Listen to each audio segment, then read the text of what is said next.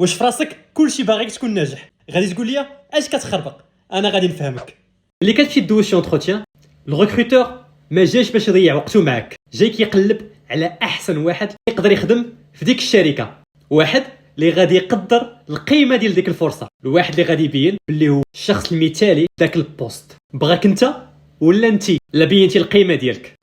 ملي كتبدا تتعرف على شي انسان جديد وكتلاقاو اول مره، داك الشخص راجل ولا مراه، باغي داك الوقيته اللي غادي تدوز تكون وقيته زوينه، والهدف من اللقاء هو انكم تبقاو ديما مع بعضياتكم، وباللي انت ولا انت هو الشخص المناسب ولا المثالي اللي غادي يكمل معاه حياته. وملي كدير كونتوني وكتعطي شي حاجه للناس، هما بغاو يشوفوا واحد الكونتوني اللي زوين، بغاو شي واحد اللي يفيدهم ولا يفوج عليهم. يعني هادوك الناس اللي تتفرجوا فيك ما بغاوكش انت، بغاو داك الكونتوني اللي غتعطي يكون زوين.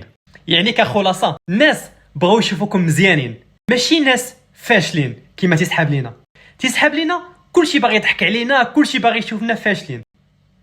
هذه ماشي هي الحقيقه. الا فكرتوا بحال هكا غادي تنقصوا على راسكم داك ستريس وداك الحمل الثقيل اللي عندنا في راسنا، اللي تنبقاو نسولوا راسنا واش هما بغاو يطيحوا بيا، واش هما بغاو يضحكوا عليا، واش بغاوني. يعني ثق في راسك ودير هدف، ويكون الهدف ديالك كيفاش تبين احسن فيرسيون ديالك، ودير الحاجه من قلبك، حيتاش الناس بغاو يكونوا مع احسن واحد.